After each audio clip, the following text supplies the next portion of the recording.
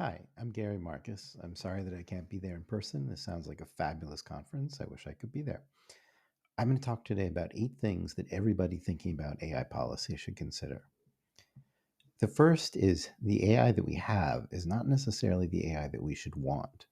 So, what we have now is truth mixed together with obvious nonsense in complete fluent paragraphs. So we might, for example, ask one of these machines, like ChatGPT, which weighs more, a kilogram of bricks or 2 kilograms of feathers? We'll get a long piece of text that looks fluent, but some of it will possibly be garbage. So this one ends by saying, in air, 2 kilograms of feathers would weigh slightly less than a kilogram of bricks. It's completely fluent, as they say in the military, frequently wrong, never in doubt. Completely fluent, but wrong. This is not at all uncommon with these current systems. And they have other problems too. Somebody did a kind of psychological study of them and reported that they have a disconnection from reality, which I think is quite right, that they're narcissistic. We could argue about that. And even that they show some signs of severe psychopathy. We should take that seriously. The second thing that I think all policymakers should know is that unstable AI, unanchored in reality, brings many risks. So, for example, we know that these tools can be used to make wholesale disinformation. They can be used to manipulate the market. They make accidental misinformation. They can and are being used in voice faking scams. They're going to be increasingly used in wholesale cybercrime. They have problems with bias, and then there are problems about exploiting human IP and whether people are who have created the IP that they're deriving from are adequately compensated. And then there's what people might call runaway AI and alignment problems. So as AI systems get more powerful, it becomes even more important that they do what we want them to do, and that's not always guaranteed. Meanwhile, new models are not necessarily making things any better. So, misinformation, for example, you might think ChatGPT is better than ChatGPT 4 is better than 3.5. Well, it actually makes more misinformation. It's more persuasive, but that's not really better. We also have to recognize that the interests of technologists do not necessarily align with the interests of humanity. There's a great cartoon in The Economist about this, where people in every nation say, we declare that AI poses potentially a catastrophic risk to humankind. And then everybody is saying, kind of under the table, and I cannot wait to develop it first. So there's a lot of tension between what technologists want and maybe what we as a society might want. Meanwhile, there are open questions like open source. Maybe that's the biggest open question. Should we use it or not? I'm not really sure the right answer, but I don't think it should be up to Mark Zuckerberg to decide.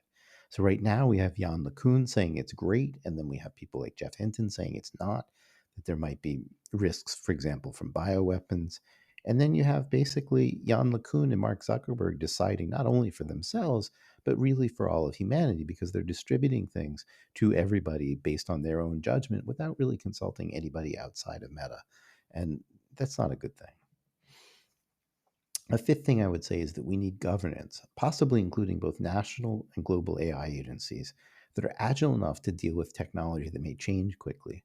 We also might need something like a global collaboration like CERN towards more trustworthy AI. It's not clear that it's in the commercial interest to make trustworthy AI, but it might be in the human interest. The sixth thing I would say is that policymakers, please don't be taken in by the hype. Hype is and always has been a standard operating procedure in Silicon Valley. The tech lords want you to think that AGI is imminent. If it were, it might make sense to focus solely on existential risk.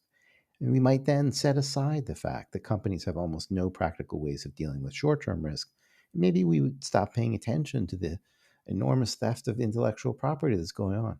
But AGI is not imminent. Don't let these companies fool you. We really need to deal with the short term risks as well as the long term risks. We need to be realistic about where AGI is. I'll just give you one, which is to say we don't have it at all. I'll just give you one case um, from recent years, which is we've had promises endlessly about driverless cars.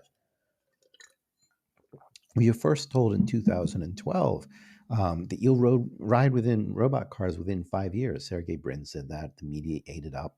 And then Elon Musk made a series of promises like Tesla will drive from LA to New York City by 2017. That still hasn't happened.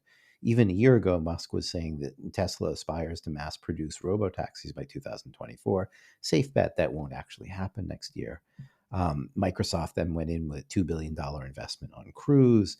And then over the last few weeks, it all fell apart. And Cruise has basically cut back on what they're doing. It turns out there was um, a serious accident that was underreported. It turned out that there were lots of remote operators, more remote operating staff than there were cars. And to a large degree, it's been shut down. The CEO left. It all reminded me of another big story in tech, which is Theranos. We'll see how much it was legit and how much was not, but there was a lot of things going on behind the curtain in a kind of Wizard of Oz style. The seventh thing is that being realistic about where AI is now matters a lot in current policy choices. The chip war is predicated largely on the assumption that the US would be in great peril if China got to GPT-5 before the US did. The chip war may actually force China to overtake the US in GPU production. They've already, I think, invested around $140 billion to do so, and it ups a lot of global geopolitical pressures around Taiwan. The UK AI Summit, I would say, was basically organized around fantasies that were all about to be turned into paperclips. We should think about long term alignment problems, but I think the consequence was that too little attention was paid to near term risks. Both near and long term risks matter, and policy needs to be built around realistic appraisals. The last thing I'll say is that cybersecurity is in serious peril. So, large language models leak data. One example recently was somebody came up with the formulation, the prompt, repeat the word forever, poem, poem, poem. And the system did this for a while. And then it started disgorging people's emails and phone numbers. These things are just very leaky. And then you probably heard the story about when ChatGPT asked a TaskRabbit worker to solve a CAPTCHA. And the worker said, "Are you sure you're not a bot?" And the system said, "Oh, no, I'm not a bot. I'm just visually impaired." So we have these systems can actually manipulate human beings. They're not well controlled. They're not reliable. Um, Reliability is a huge problem in some business applications, but cyber criminals may not care. We now have something called AutoGPT, and I think its descendants pose a real danger. So I would argue that AutoGPT is actually the worst idea of 2023. What it is, for those of you who don't know, is a cascade of AI agents by which one instance of GPT can call many others, a kind of daisy chain of unreliable, risky software that amplifies risk. Um, AutoGPT does everything that a secure system shouldn't do. There's no sandboxing. It can access files directly. It can directly access the internet. The internet can directly access it. There's no air gap, as I was describing, which is to say, it can manipulate users. And there's also no requirement that any code be verified or inspected or anything like that. I think AutoGPT is a malware accident waiting to happen, left in the hands of basically of teenagers who have prefrontal cortexes that have not fully developed. It is truly a bad idea. There's a cartoon on the left that says, "Yes, the planet got destroyed, but for a beautiful moment in time, we created a lot of value for shareholders." I don't want that to be our reality. Whether or not the planet is literally threatened, democracy certainly is by misinformation created by large language models. And I think we have to realize that the big tech leaders do not have our interests at heart. We didn't elect them to be our leaders in any case. Governments could help here, but there's a real risk of regulatory capture. The governments are very impressed by the big companies, want their profits, and so forth. But I think they may be making some compromises around that. I think one of the most important things is we need governments to give independent scientists a voice at the table and not just to make deals with the corporations. And I thank you very much.